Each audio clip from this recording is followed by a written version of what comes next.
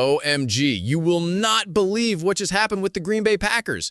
So this guy, Ed Policy, is officially the new boss, like the president and CEO, and it all went down at their big shareholders meeting.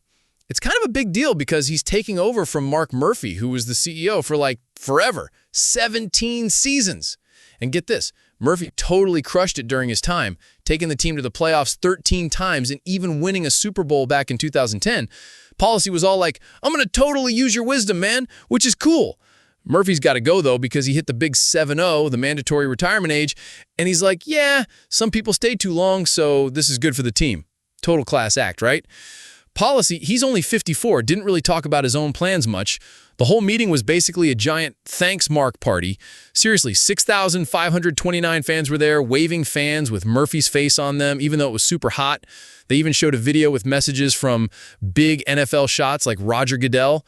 Murphy was signing autographs and hanging out with everyone, and he said it was bittersweet but also honored by the fans' support.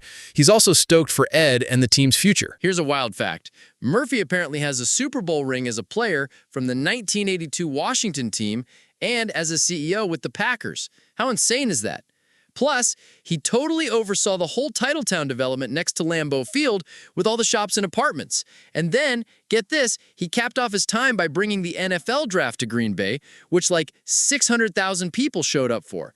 He also did a bunch of stadium renovations, including a new locker room that just opened. Even the players are bummed to see him go.